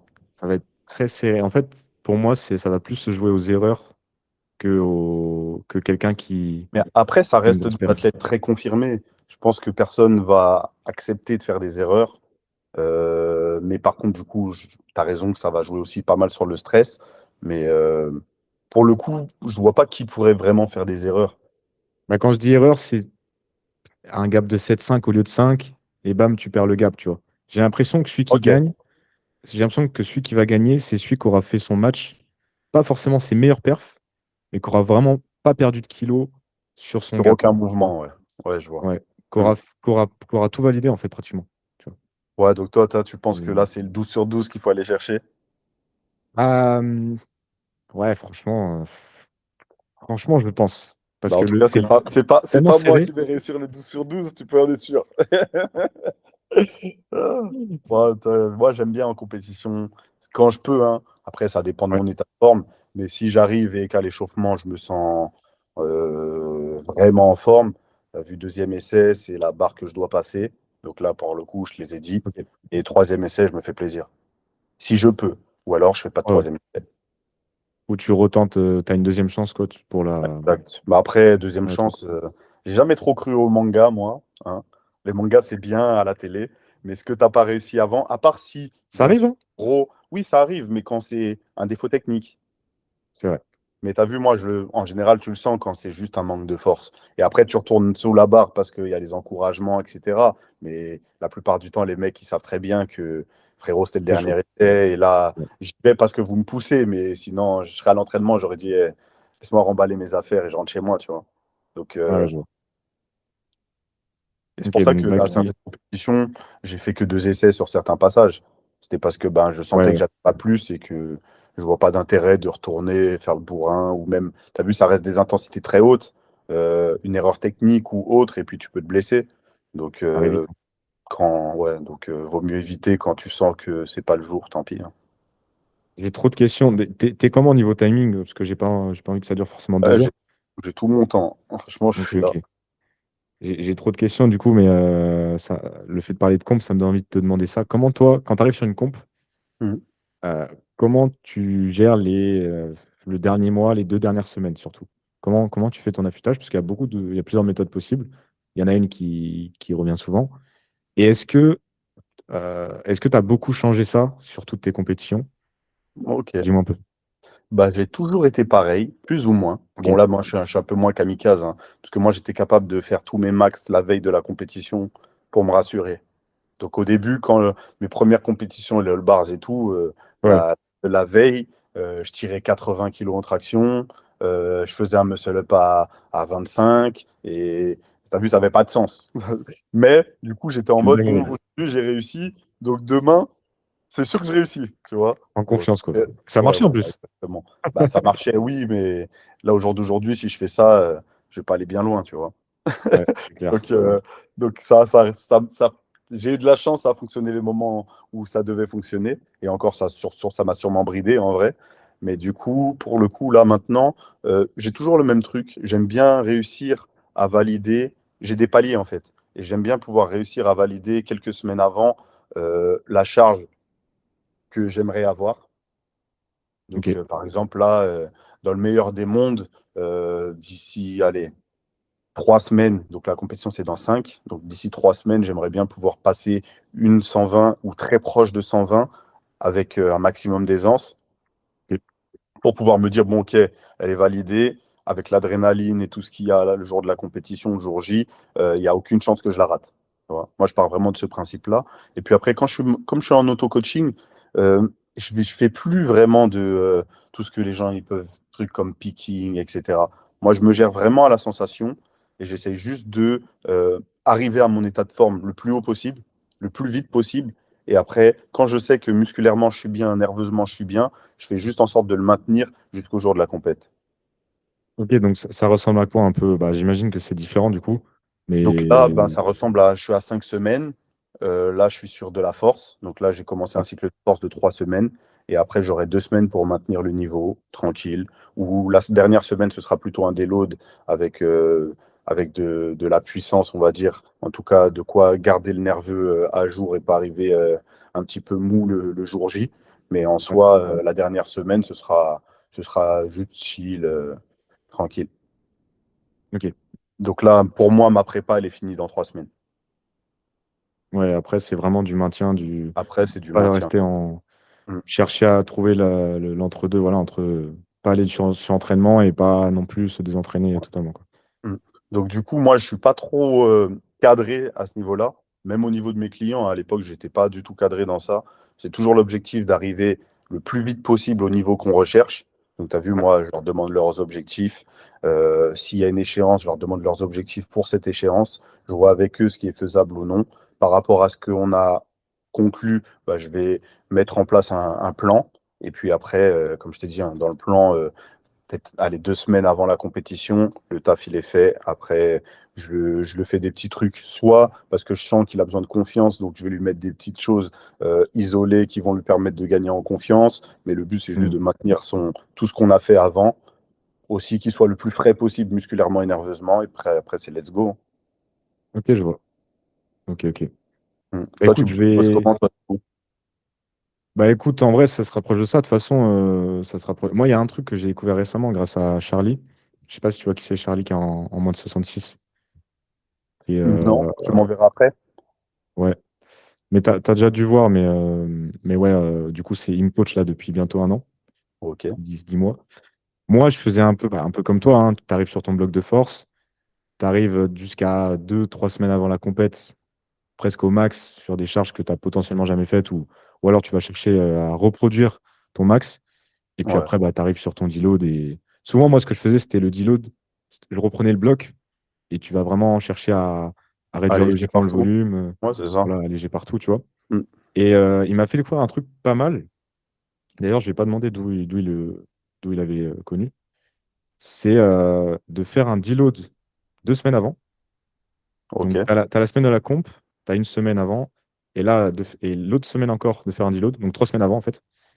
Et la semaine après le deload, du coup, donc 2 semaines avant la comp, tu viens faire vraiment tes max. Là, tu peux même te permettre de faire une grosse intensité que tu n'as jamais fait. Mais par contre, il n'y a plus de ok. renfo, et il y a que, enfin, c'est vraiment Ouais. des montées en gamme, tu vois. Mm. Et après, bah, tu as une autre semaine de deload slash affûtage où c'est du single, mais très léger. Enfin, c'est de l'opener, on va dire. Tu vois. Ok, ouais. Et c'est Ouais, juste c'est cette juste petite subtilité stimuler le du. nerveux. Ouais, Ok, donc il t'a c'est ça. rajouté cette deuxième semaine avant comp où vraiment tu vas partir sur des très très hautes intensités. Ouais, ouais. Et en Ok. fait, tu finis ton bloc, ouais, 3 semaines avant la comp. Et c'est vrai qu'au début, ça m'a surpris. Je me suis dit, ah ouais, t'as 3 semaines vraiment, tu vois, un peu en transition. Mm. Ça a marché. Moi, je l'ai testé après, du coup, avec des élèves, ça marche aussi. Donc, Ok. j'aime bien Après, cette moi je technique. pars du principe où quoi qu'il arrive, surtout quand il y a eu beaucoup de mois de pratique, enfin de pratique, mois de préparation, plus la préparation a été longue, plus je trouve que c'est important de faire ce que tu viens de dire, tu vois. Parce que Ouais, t'as beau te dire, oh, je laisse une semaine du déload, ce sera jamais suffisant. ouais, c'est Il y clair. aura C'est clair. toujours énormément de fatigue accumulée. Donc je pense que quand je le fais comme ça, j'ai toujours beaucoup plus de facilité à récupérer. En plus, dans mon cas, ou même dans... Tu as vu, moi, c'est ma façon de faire. Donc même pour mes clients, j'ai tendance à, comme je t'ai dit, hein, leur créer un programme et les rendre forts sur ce programme. Et puis après, on passe sur autre chose et puis on peut devenir plus spécifique à leurs demandes. Mais toujours, ma première étape, moi, c'est leur créer de la capacité, leur créer de la résistance de puissance. D'accord? Donc, être capable d'être puissant longtemps, d'être fort longtemps aussi, donc de l'endurance de force. Et après, à partir de ce moment-là, je viens affûter, etc. Et du coup, ben, comme j'ai ce gros volume de travail en amont, ben, je trouve que enchaîner juste un déload, après un cycle de puissance, après un cycle de force, et puis après un petit déload et puis compétition, je trouve que c'est toujours un petit peu insuffisant. Donc ouais, les 2 semaines, en vrai de vrai, pour moi, elles sonnent bien tant que justement tu arrives à maintenir le nerveux. Parce que c'est surtout ça le pépin, c'est arriver le jour J et te sentir mou. Ouais, c'est ça. Bah ouais, ouais, c'est ça. Et je trouve que c'est justement, ça permet bien ça, la façon dont il le fait. Parce que, ok, c'est du deload, Mm. et ok, c'est de la force, mais en fait, t'as tellement plus de renfo, t'as plus de volume, t'as que des montées en gamme pratiquement. C'est l'entre-deux. Moi, souvent, je perds dans les Pas mal. déloads, hein, parce qu'il y a tellement peu de volume que en Ouais. vrai de vrai, au bout d'un moment, je sens juste que je suis en pleine forme et que vas-y, je peux me tester un petit peu. Après, le but, c'est pas de se cramer. Donc, quand je sais que j'ai une échéance derrière, je vais en garder sous le pied. Mais Ouais. pour moi, c'est souvent un très bon signe que la semaine d'après, je suis en pétard. Ah, je vois. Ouais, parce que tu redescends pas assez si tu fais comme tu dis, hein, t'arrives, t'enchaînes Là, je plusieurs trouve qu'il y a blocs, quand t'arrives, tu quand fais un même pas mal deload. de fatigue accumulée. Ouais, c'est clair. Mm. Et ça, c'est sans compter que, ils ont possiblement fait un cut, etc. Donc c'est encore pire, tu vois. Ouais. Ça t'est souvent arrivé, toi? Que pour Final Rep. C'est la seule fois où j'ai fait un effort sur la bouffe, c'est Final Rep. Parce que ben, du coup, j'avais passé le cap des moins 87, en fait, c'était plus ma caté, hein. Ouais. Après, moi, je suis vraiment en transition entre les deux. À l'année, je suis à 90, 91 kilos. en mangeant ce que je veux. Bon, après, j'ai quand même une certaine hygiène alimentaire, tu vois, mais je fais beaucoup d'excès. J'aime bien manger dehors, je mange plein de bêtises. Donc, pour le coup, vraiment là, c'était pas facile. Mais ça va. Comme je suis quand même quelqu'un de réfléchi un minimum, j'ai pris le temps de le faire, tu vois. Je l'ai pas fait 2 semaines avant. Je suis rentré de Bali en juillet. J'ai commencé en juillet. Et puis pour la compétition en octobre, quoi. Oui, quand même, ouais, Ouais. c'est Quand je long, suis hein, rentré mine de de rien. Bali, gros, je faisais 95 kilos. 95. Ouais. Ah ouais, pour faire la comp en 87, Bah après, ça devait j'étais être dans dur l'excès mentalement. total, hein. À la Bali Time Chamber, on mangeait trop. C'était trop facile. Je descendais, il y avait de la nourriture. Je remontais, Ouais. je m'entraînais, je descendais. Laisse tomber, je mangeais trop. Du coup, j'ai jamais été aussi lourd que ça. Et donc, quand je suis rentré, je me suis pesé, j'ai vu 95, je dis bon, vas-y, on va commencer tout de suite, hein. Je suis vite descendu à 90, mais après, les derniers kilos, c'était plus compliqué. Mais du coup, tu as fait une diète pour perdre progressivement ou tu as fait un cut quand même Non, non, non, j'ai fait une raisonnable? diète. Ok, diète juste. Une diète, ouais. Une diète. Et puis après, les derniers jours, j'ai fait un peu plus de cardio, histoire de, mais je m'envoyais des grands footings pour sécher. Footing et attention à la bouffe, et puis après, c'est descendu tranquillement. Ok, et est-ce que tu as senti quand même une fatigue avec les footings au niveau du squat ou ça allait? Non, T'as non. géré? Comme je t'ai dit, tu as vu, pour le coup, j'ai cette chance de. Déjà, j'essaye vraiment de me limiter dans tout ce qui est facteur limitant. Je ne vais pas me dire, ouais, mais si je fais ça, je vais ça. Non, je vais Oui. faire toujours en sorte de le faire pour que ça n'ait pas d'impact. Et Ouais, du ouais, je coup, vois. après, au Tu fur te et à connais en mesure, fait. je vais hein. Tu te connais en fait. Ouais, Tu bah oui, sens c'est ça. quand. Et puis après, derrière, bah justement, je vais essayer d'augmenter au fur et à mesure. Donc, j'ai pas commencé à faire des 16 kilomètres alors que j'avais le squat le lendemain. Mais j'ai commencé avec mon petit 6 kilomètres. Après, j'ai vu que je commençais à me sentir mieux. J'ai diminué l'intensité de ma course, donc la vitesse, et puis, enfin, le rythme. Et puis après, j'ai commencé à courir un peu plus longtemps parce que je voyais que ça me faisait perdre plus d'eau, donc je perdais plus de poids. Et puis, au fur et à mesure, c'était comme ça. Donc, tant que tu mets de la progressivité sur quelque chose, pour moi, ça fonctionne. Ouais. Donc souvent, les gens, ils vont me dire, non, mais c'est comme si je fais ça. Non, tu peux aller courir, tu peux aller à la piscine si tu veux, mais va pas te détruire à la piscine ou te détruire à la course. Tu vas y aller tranquillement. Tu vas voir que, ah, ok, j'ai couru une fois, ça n'a pas eu d'impact sur mon squat. Ok, bah, je vais courir un petit peu plus vite la prochaine fois. Ou alors, je vais essayer d'en rentrer un deuxième, mais vraiment à intensité très, très, très légère. Et après, au fur et à mesure, ben, ça te permet de. Et moi, par exemple, la capacité que j'ai à faire des tractions tous les jours, c'est parce que ben, j'ai pas commencé à faire des tractions tous les jours. Alors, j'étais vraiment sur des intensités et du volume très bas. Mais en vrai de vrai, au début, j'avais peut-être 2 ou 3 séances de traction par semaine. Et puis après, au fur et à mesure, j'en ai rajouté une quatrième très basse avec peu de volume ou peu de difficulté, on va dire. Et puis après, j'en ai rajouté une cinquième avec très peu, une fois que la quatrième était devenue plus solide, et etc. Ouais, je Et vois. tu pars vraiment sur je peux tout faire. Moi, les trucs de je peux pas être endurant, je peux pas être fort, je peux pas faire ça, sinon ça va te pêcher sur ça. Après, oui, bien sûr, hein, c'est pas forcément le truc le plus spécifique et le plus optimal, mais tu as vu, si tu dois tout faire optimal, tu vas pas t'en sortir. Et en plus de ça, la plupart du temps, les gens, ils prennent pas de plaisir et du coup, c'est même peut-être contre-productif. Content que tu parles de ça parce que moi, j'ai un peu le même contexte avec le vélo. Je m'envoie Ok. 2, 3 séances et je m'envoie quand même bien, tu vois. Mais déjà, comme tu dis, ça a été progressif. Je suis pas reparti, j'ai pris le vélo en faisant des perfs que j'avais jamais fait. Bah oui, c'est Et logique. j'essaie de respecter le principe de pas aller non plus la veille du squat ou le jour du squat, tu Ouais, vois. mais ça, c'est. T'as vu, après, il faut pas C'est être bête. logique. Juste Ouais, c'est ça, ça. t'as vu. Moi, j'aime bien les gens logiques. En général, Ouais, quand je compte sur quelqu'un de logique et de tempérer un petit peu dans ses propos, c'est-à-dire qu'il y a toujours de la nuance. Il n'y a pas un truc qui. Il y a une vérité, on est d'accord, mais il y a plein de chemins pour aller à cette vérité. Et le but, ça va être justement de s'en rapprocher le plus possible euh, sur son chemin. Et c'est pas de dire, ah, moi, c'est comme ça qu'on fait, et puis il n'y a pas une autre façon, et puis c'est moi, j'ai la meilleure, et puis. Non, c'est pas comme ça que ça marche. Et après, une ouais, fois que tu es logique et que justement, tu cherches ton chemin pour t'amener vers ta vérité, enfin ta vérité, vers la vérité, parce que ta vérité, on s'en fout en vrai. Et après, ben, c'est OK, hein. Donc, tu as vu, si toi, tu arrives à. Forcément, quoi qu'il arrive, tu peux lier deux choses. Il n'y a pas de sûr. problème. Tu peux même en lier trois. Après, bien sûr que tu seras moins fort peut-être que quelqu'un qui est spécifique à sa discipline à 100%, qui fait tout bien de A à Z, mais toi, t'es pas l'autre. Donc peut-être que ça te convient pas, peut-être que c'est pas tes objectifs à toi. Donc c'est bête de vouloir juste euh, faire comme les autres ou alors vouloir se cantonner à quelque chose et se brider sur autre parce que tu veux, à part si vraiment ça va changer ta vie, mais sinon, t'as vu, on est quand même des mecs du street, on sait que ça rapporte peu ou rien, que la plupart du temps on le fait pour soi, pour kiffer, donc t'as vu quand j'entends des gens parler de blackout, de machin, de trucs, les gars, kiffez vos entraînements s'il vous plaît. Euh, on n'a qu'une vie, hein. Si vous le faites, faites-le pour les bonnes raisons, pas pour impressionner je sais pas qui ou truc. Le but, c'est de se sentir de mieux en mieux, d'être en bonne santé, c'est du sport. Et puis voilà, hein, tranquille. C'est magnifique, tu as fait la transition parfaite là sur la question j'allais dire abonné, mais la question qu'on m'a envoyée, c'était un peu, ouais, je la reformule un peu. Donc c'était, est-ce que tu aimes autant le street? Mais je la reformule un peu. Qu'est-ce qui te drive maintenant? Est-ce que tu as le même sentiment que quand tu as commencé sur j'ai ce palier-là, ça me fait kiffer de travailler pour ce palier, je sais que ça va me faire kiffer quand je l'aurai. Est-ce que c'est toujours vraiment la même chose après 15 ans, après voilà, Ouais, 12 franchement, ans? c'est pareil, c'est pareil, hein.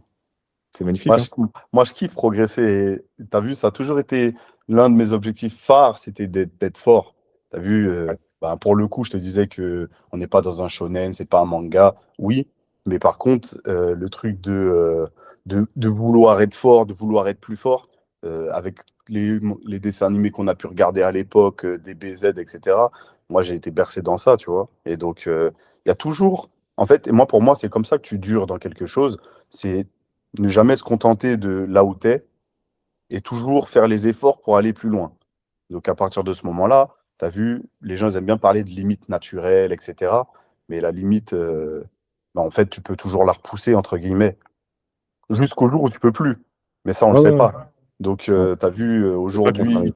aujourd'hui, j'ai tiré, bon, vas-y, on va arrêter de parler de traction, j'ai dips 160. Qui va m'empêcher de dips 160,25? Mm. Et puis après 161, etc. Donc à partir de ce moment-là, si tu prends du plaisir à tes entraînements et que justement tu fais les entraînements qui te font progresser, mais surtout ceux qui te font kiffer, bah, il n'y a pas de raison pour laquelle un jour ou l'autre tu vas te dire ah, je peux plus. La plupart du temps, là, pour les gens, ils arrêtent de pratiquer ou ils changent de pratique parce qu'ils arrivent sur un palier, parce que ça devient un petit peu plus dur et parce qu'ils n'arrivent pas à se remettre en question. Demain, dès que si ces mecs-là, tu leur donnes une pilule et qu'ils recommencent à progresser, bah, bizarrement, Direct. tout de suite, ils vont dire putain, c'est le meilleur sport du monde. Ouais, vive le street. Non, c'est pas comme ça. Et en fait, c'est simple, hein. Moi, je pars du principe où, depuis quelques temps, je pense vraiment ça, il n'y a pas de stagnation. Quoi que tu fasses, si tu le fais avec de l'envie, ça t'est utile dans un sens. C'est Ouais. jamais non lié. Donc ça veut dire que si l'effort que tu es en train de faire là, peut-être qu'il n'a pas un impact immédiat sur ton objectif final, et du coup Ouais. c'est pour ça que tu ne le relèves pas, mais de toute façon il a un impact. Ça va servir. Ça va Ça va servir. servir. Ne Et serait-ce que peut-être pour trois te mois plus maintenir en tard. santé ou autre, ou ouais, comme tu as dit, ou même te faire apprendre que ah non, cette méthode-là, elle n'est pas faite pour moi. Et puis en plus de ça, comme tu vas progresser, peut-être que cette méthode derrière, elle sera plus intéressante parce que ben, du coup, tu n'avais peut-être pas les clés pour qu'elle soit intéressante avant et maintenant tu les as. Ouais. Et donc, tu as vu, moi, je pars toujours dans ce principe-là il y a toujours un truc à gratter, une méthode qui n'a pas fonctionné, où tu vas te dire, bon, vas-y, bah maintenant, je sais pourquoi ça n'avait pas fonctionné. Donc, si tu rentres dans une cogite et une réflexion et que tu essaies de comprendre ce que tu fais, c'est tellement intéressant en vrai. Clairement. Non, moi, franchement, je Et, kiffe pour autant, hein. et est-ce que, parce que là, du coup, comme tu l'as dit, en fait, toi, ta mentale, c'est tant que je sais que je peux progresser, je vais chercher ma limite. C'est ça qui te fait kiffer. Ouais. Est-ce que quand tu vas avoir la certitude que bah, là, ok, tu es à ta limite, tu vas stagner, tu vas régresser alors que tu as les mêmes entraînements, est-ce que tu penses que ce sera un peu là le début de la fin? Ou tu auras toujours cette même envie de même pratiquer les mouvements, de Ben maintenir ton déjà, c'est palier? des mouvements que je ne me vois pas arrêter parce que c'est. Tu as vu, moi, je travaille pour développer mes qualités physiques. Ouais, Le street, c'est un outil, c'est mon sport aussi, mais c'est surtout pour développer mes qualités physiques. Donc, à partir de ce moment-là, Le but, quand tu arrives au bout et que tu commences à régresser parce que tu sens que là, c'est plus parce que tu fais pas les choses bien, c'est parce que justement, ben, l'âge, il prend le dessus et que ben, forcément, au bout d'un moment, c'est pas éternel et puis tu commences à régresser parce que tu prends de l'âge. Ben, à partir de ce moment-là, le but, en vrai, il change juste, c'est tout. C'est Ouais, justement de garder le niveau le plus longtemps possible. Et tu as vu, moi, ce serait une réussite dans ma vie de pouvoir dire, ben, à 50, 60 ans, 70 ans, si Dieu veut, je suis encore capable de faire telle chose, telle chose, telle chose. ouais, ouais, En ouais, je plus, capte. il y a énormément de gens qui se partent sur des trucs limitants aussi, du fait de, ben, ah, tu fais ça, donc tu vas voir, tu seras cassé à cet âge-là, tu truc. Et puis, c'est un petit défi personnel de leur montrer que, vas-y, vous connaissez rien. Enfin, vous connaissez rien. Bon, là, on va partir sur un autre truc. Mais je, je vais vous montrer qu'avec mon travail, je serai capable, avec 5, à 50 ans, à 60 ans, de pouvoir continuer à performer. Bon, à un niveau moindre, bien sûr, mais où vous pourrez toujours être, entre guillemets, impressionné, tu vois. Ouais, ouais, en fait, par rapport à l'âge, donc Ouais, je vais c'est un peu un réorienter autre mes objectifs objectif. et tout. Ouais. Ouais, ok. Mais ouais, j'aimerais bien à 60 ans faire des muscle-up, pourquoi pas en lester. Et tu as vu, on le voit avec Nico de la SWAT. Ouais, Pour moi, il a passé la barre des 40 ans et il n'a jamais été aussi fort. c'est fou, hein. Mm. Et C'est fou. après, Là, il bien y a sûr, son prime, non. là, en termes de, Enfin, il en termes était à son de prime. perf. Après, là, lui, il a changé de fusil d'épaule. Donc là, il est parti plutôt sur de l'endurance. Mais Ouais, au niveau sportif, bah oui, il est à son prime. Il est en forme de fou. Il peut tout faire. Demain, il veut squatter lourd. Il peut squatter lourd. Demain, il veut courir 50 km. Il peut courir 50 kilomètres. Et c'est ça que je trouve beau, moi. un cyclo aussi. Normalement, on est censé aller rouler là. Ouais, en Avec plus, là, il est chaud, ça. Ouais, ouais. Si, ouais, si, il est si. chaud, hein. Il Ouais. fait que gagner là. Mm. Ah, ça fait, franchement, Nico, c'est un plaisir de le voir tous les jours. C'est vraiment une source d'inspiration. Magnifique. Mm. Écoute, je suis sur la fin de voilà ce que je voulais un peu aborder. Je pense qu'on a fait un bon épisode en vrai. Plus de conseils que d'habitude. Il y a une question que j'aime bien poser. C'est jamais la même réponse. Est-ce qu'il y a un truc que tu croyais vrai à 100% quand tu as commencé dans l'entraînement et que maintenant, vas-y, tu trouves ça un peu ridicule? Mm. Franchement, non, hein. Je crois pas, hein. Je te jure, t'as vu, moi, j'ai vraiment commencé avec des bases simples Ouais, et je suis resté sur des bases simples très, très, très longtemps avant de rajouter des méthodes, etc. Donc, en vrai, j'ai jamais eu de trucs où je me suis dit, eh, mais c'était complètement stupide, pourquoi j'ai fait ça? ouais. Ok. Même si, attention, il y a des trucs que j'ai fait et que je me dis, ben, c'était pas optimal. Mais il n'y a jamais Oui, de oui. truc où je me suis dit, Ouais, non, mais c'est une nuance. euh, il n'y avait aucune logique dans ce que tu as fait et limite tu t'es mis en danger ou autre. Non. Ok, ok, ok. Bah écoute, Ludo, magnifique. Est-ce que tu as envie de faire la promo de quelque chose? Tu as ton school, tu as tes e-books, tu peux en Bah, le school, parler. je vais le fermer là, puisque aïe, il n'y a plus personne dessus, donc c'est plus utile. Je pense qu'il va se transformer en autre chose, puisqu'il y a quand même pas mal de vidéos qui, je pense, peuvent aider. Donc, je vais voir avec mon collaborateur pour qu'il puisse transformer la plateforme en autre chose, du coup. Ok. Mais sinon, bah, il y a mes programmes pour ceux qui sont intéressés. Après, il y a tous mes sponsors, mais ça, je vous bassine déjà bien assez sur les réseaux sociaux, donc je ne vais pas vous embêter ici. Et puis voilà, hein, faites-vous plaisir à l'entraînement, progressez. Et on a besoin de nouveaux sangs avec une bonne mentale, là, donc let's go. Let's go. Ciao, ciao les gars. Ciao. Cet épisode est comme tous les autres sponsorisé par notre entité de coaching. On vous aide à progresser efficacement et d'une manière saine et durable sur le long terme. On vous accompagne en compétition et on a tout un staff pour ça, kiné, nutrition, prépa mentale. Donc si tu es intéressé, tu peux réserver un appel en bio. Et si tu veux vraiment voir notre valeur, tu peux déjà consulter nos vidéos sur YouTube où on te donne beaucoup de conseils applicables très rapidement en streetlifting. En 3 mots, le coaching il est déjà amusant parce que c'est fait dans la bonne humeur, donc on peut rigoler et tout. C'est pas vraiment une relation professionnelle à proprement parler où on se voit ou quoi. C'est vraiment ton coach et toi et vous rigolez, vous parlez de vos perfs et tout. Enfin, franchement, c'est super bien fait. C'est aussi rigoureux parce que dès qu'on a un blocage ou qu'on a un souci, tu peux lui en parler, il va adapter la séance à ton besoin, ou même ton bloc, hein, s'il faut, ça dépend de tes objectifs, etc. C'est surtout ça. Et franchement, il est pour ton niveau. Franchement, que tu sois débutant, que tu sois déjà avancé ou en compète et tout, franchement, le coaching il est adapté, hein. Mon résultat le plus concret, en vrai, le muscle up, hein. Le muscle up, vas-y. En vrai, j'ai pas clean form et tout, mais rien que le fait de passer au-dessus de la barre, c'est déjà un exploit pour moi. Et aussi les squats. Les squats, j'ai fait une montée en flèche là-dessus, franchement. D'un moment où j'ai passé les 120 kilos, nickel, franchement, j'ai rien à dire là-dessus, hein. Moi, je le conseille à tout le monde. À tous ceux qui veulent faire du street, franchement, venez. Venez, et puis vous verrez, hein, franchement, c'est super rentable, hein. Et pour ceux qui hésitent, franchement, faut pas réfléchir. Juste tu te lances, et le reste, ça va suivre tout seul. Franchement, réfléchis pas trop, et vas-y. Enfin, je dirais que c'était une bonne surprise d'avoir pris des coachs. Je me rendais pas compte en fait je dirais de la valeur ajoutée. Ouais. Et moi, je peux se conseiller, c'est vraiment si une personne n'est pas sûre, par exemple, toi, tu proposes des coachings sur 6 mois, ben, j'ai fait 6 mois, mais vraiment la valeur ajoutée, elle est énorme. On se rend pas compte de la progression. Et moi aussi, je me disais, enfin, ok, je vais quelqu'un qui est bon dans le domaine, qui va pouvoir corriger, mais à quel point ça va me faire progresser. Mais en fait, ça passe tout seul. Tu prends pas la tête parce que du coup, tu suis la prog. Tu vois, et quand tu réussis les blocs, quand tu vois que l'enchaînement des blocs, il est cohérent, que ton niveau de fatigue, il est adapté et il est aussi cohérent avec ce qui est attendu dans le bloc. Tu dis, OK, ouais, en fait, il m'a bien cerné. Euh, donc, ouais, non, pas d'idée reçue, et plutôt, je dirais une bonne surprise et, euh, et vraiment que de la valeur ajoutée. Le seul conseil, moi, que je dirais, c'est que tester le coaching. De toute façon, on n'est pas engagé sur plusieurs années. C'est pas un CDI ou quoi.